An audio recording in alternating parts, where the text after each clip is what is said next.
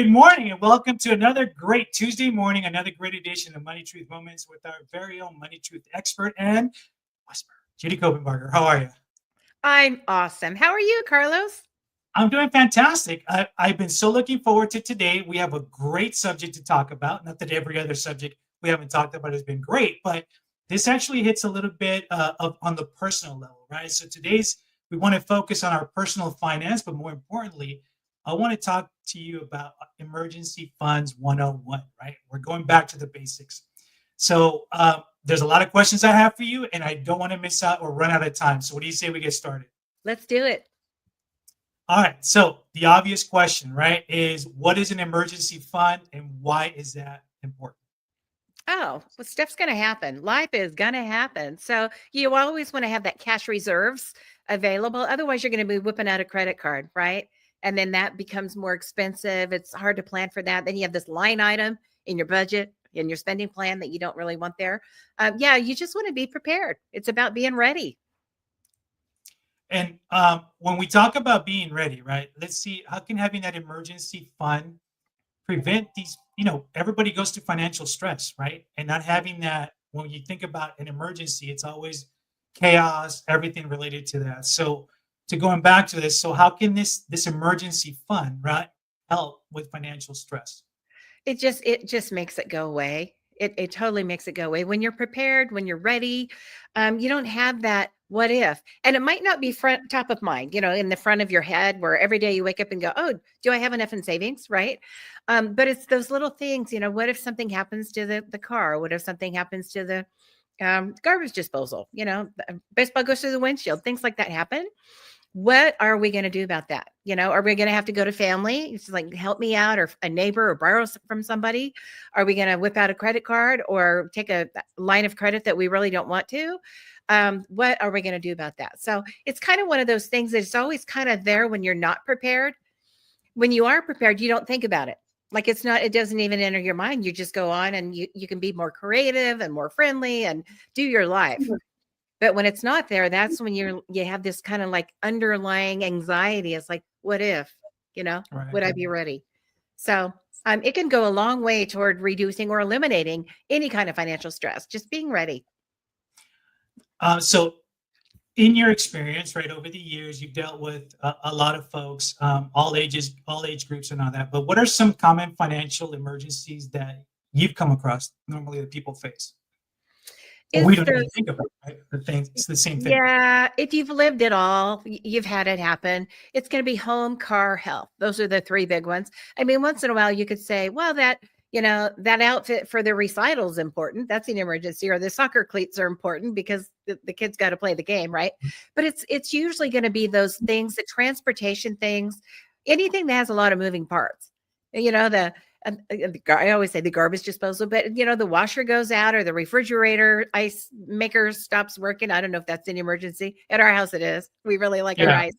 Or just a refrigerator goes out. We replaced one in one of our rentals just last week. The freezer worked, but the refrigerator stopped working, and the repair was almost the cost of a new fridge. So it's just like, let's just get a new fridge. Well, that was. I thought maybe 1,200. It was 1,500, and it's not top of the line at all. It's just a refrigerator, and it's not even a big one. It's not a Sub-Zero. It's just it's like, that's a chunk, right?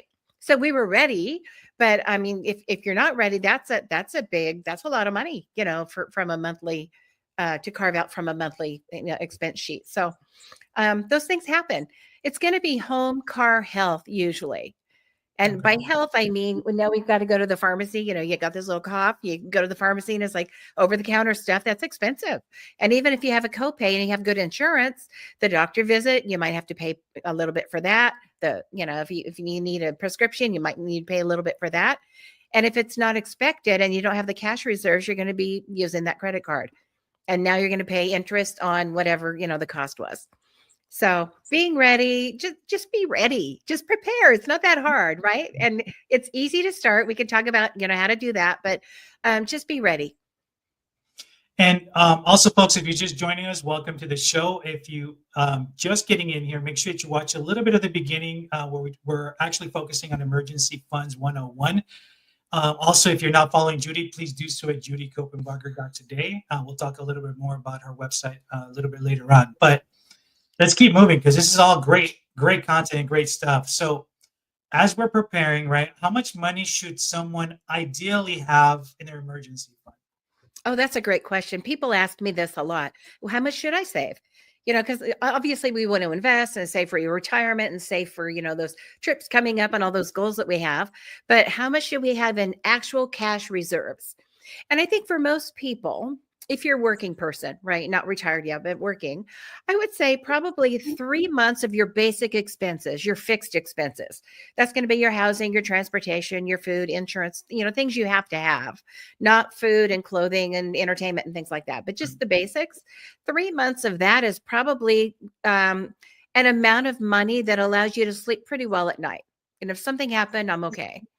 And I would say that's if you're married and you've got, dual incomes coming in. If something happened to one of you, the other one, there's still some income. I think if you're single, you need a little bit more than that, time wise. So maybe 5 or 6 months of your basic expenses. So if you normally spend, let's say 5,000 a month and 3,000, you can't do without, that's like, survival money. If you're single, you might want to have maybe 15,000 or so. If you're married, maybe 10, 12,000, would be more than enough. So Gotcha. something like that. So, as we're putting these funds aside too, what do you think are the best places to keep these emergency savings? Well, I would say a cash account. I mean, some people just keep cash at home, that much cash at home. That's risky. Somebody might break in, you might have a fire, so something can happen.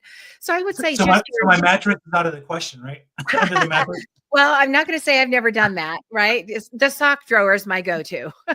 So I tell the kids, hey, if there's a fire or an earthquake and I'm not here, go look at where my socks are. You're going to find a whole bunch of stuff there. You're going to want to know what's in there. Which they say, I've had people tell me all the time, don't do that. That's the first place the crooks look.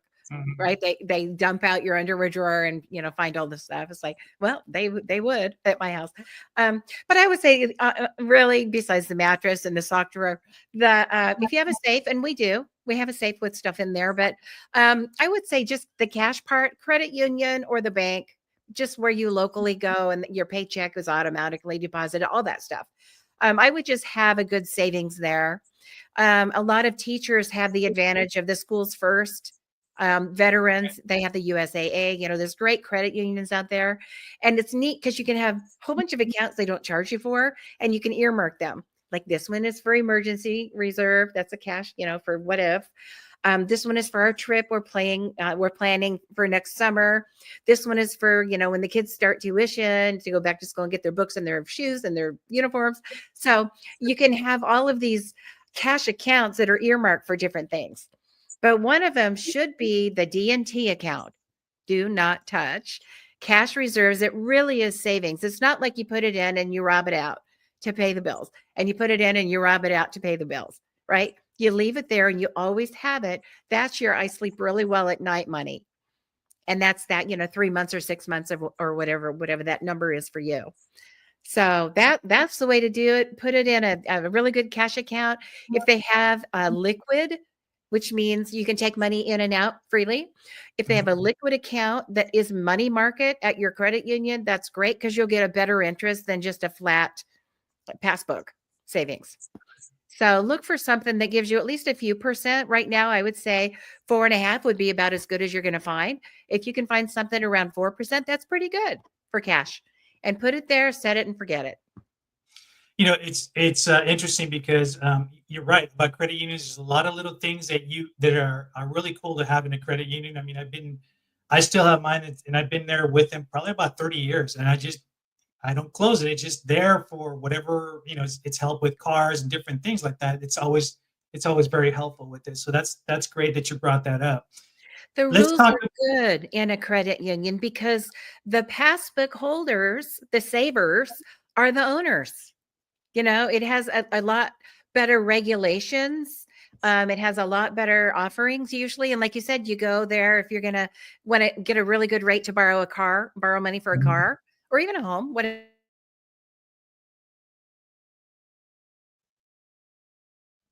So those are great. So let me ask you this too. So obviously, everybody's situation is different. It's not a cookie cutter system, right? So there's a lot of people out there listening, and you may know someone, if you're watching, that struggles paycheck to paycheck, right? So for someone like that, who the mindset is usually like, no, I can't do that because I'm living paycheck to paycheck. I'm using every little penny. But how can someone like that start building an emergency fund with that very limited income? Just a little bit. If you have any money in the bottom of your purse, in your wallet, under your seat cushions, in the car, there's always some money. People say I don't even have a penny, but you do. You have pennies, you have quarters, you have dollars.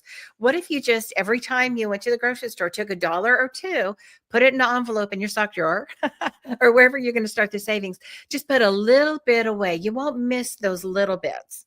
And even if you start, you're looking at all of your line items on your spending plan, some people call it the B word, budget, right? You're looking at your spending plan. Is there 1% that you could start with? Every time you get paid, you get your, several $1,000s, whatever it is, you take 1% of that, just a few bucks, and put it away, put it in this account. You're not going to touch. Maybe it needs to be a true savings. So it's not the account, the bank that has the accounts that you use all the time, and you go to the ATM and the money flies out the wall, right?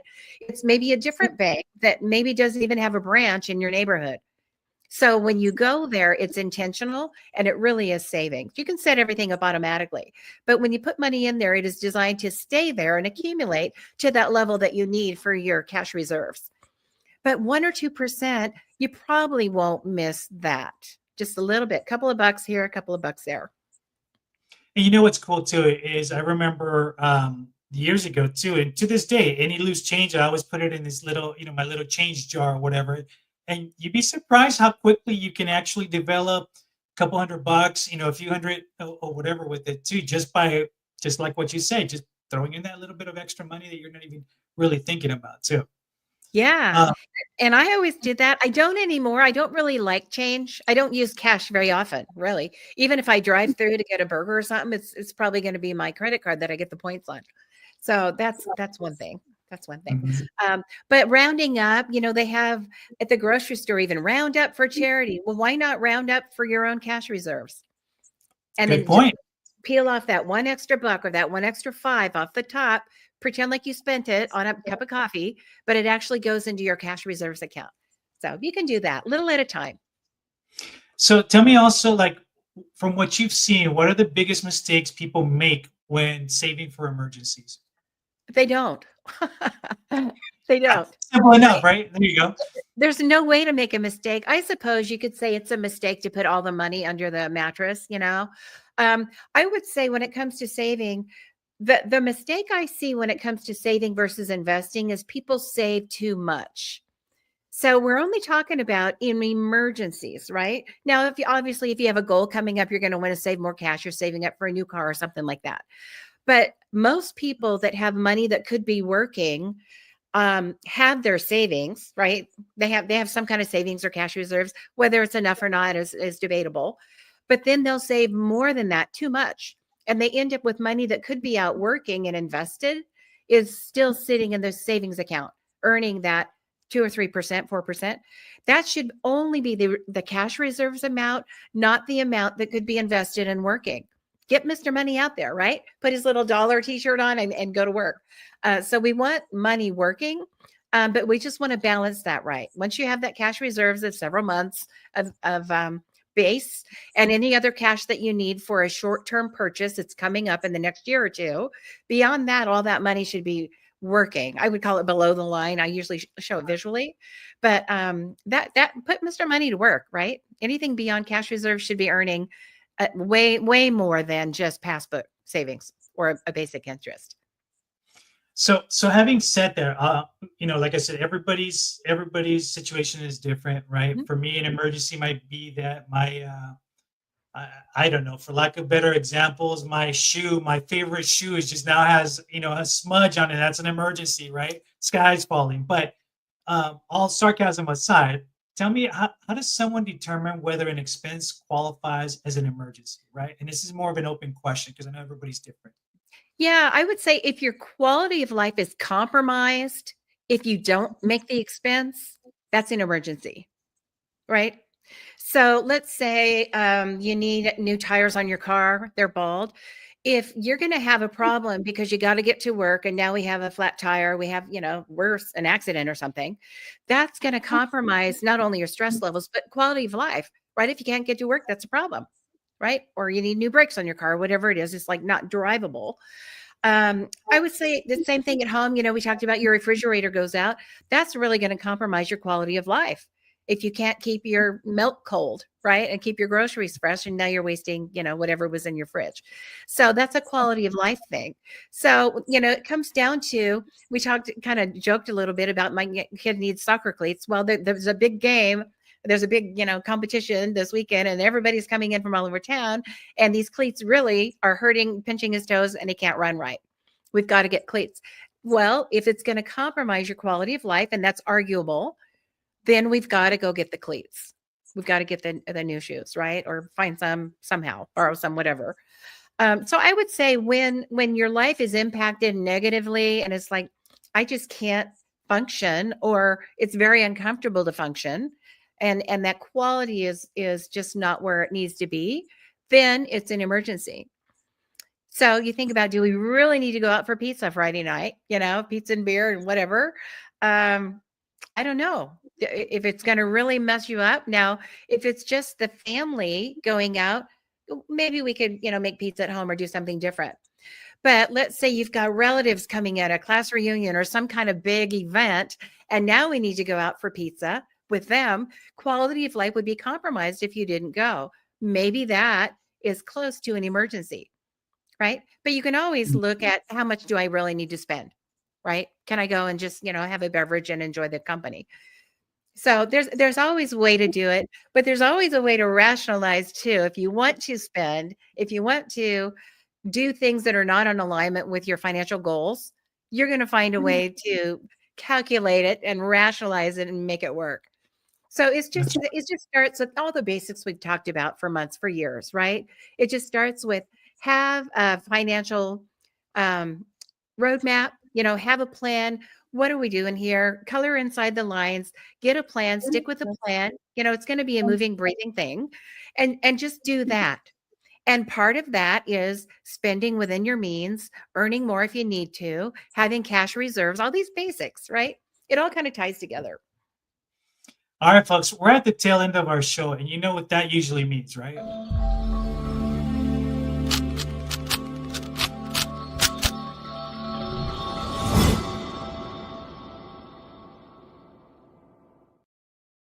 It's our Money Truth Moment challenge, and this is going to be a good one. Let's do it again. It was so good. Let's do it again. A double challenge. There we go. It's not that big of a challenge in my mind. Now, if this is foreign to you, it might feel hard, but it's very simple, right? Sometimes simple things are not so easy, but I think this one is not too big of a challenge. Just take that, that buck off the top of your wallet, the $5 off the top of your wallet, do something. So I would say start with 1%. If you're already doing something, maybe 2% would be the bigger challenge. And just save, of all the money that you make net, every paycheck or every month, whatever that number is, 1 or 2% of that, put it in your emergency reserves and get it started if you don't already have one. If you do have one, add 1 or 2% to it. That's your challenge, right? So that's the basic goal. The other thing, for those of you who are really good savers and you've got cash lying around and your bank accounts are full and you really have done well in the cash reserves area, take a look, challenge part B, right? Take a look at if you have too much in cash reserves, more than you need. And if some of that money needs to peel off and go to work, go put Mr. Money to work. So look for that. That's part B of your challenge for this week. Make it happen. You've got this. All right, folks, you got the challenge. If you have any questions, please let us know. Also, if you have any future topics that you would like Judy to cover, please send us those requests. And if you're not following Judy, please do so at judycopenbarger.today. Remember, we are here every Tuesday morning at 8 a.m. with the replay on Thursdays at 8 p.m. So until next week, Judy, any last parting words? Make it a great week. All right, folks, you guys got this. Talk to you guys later.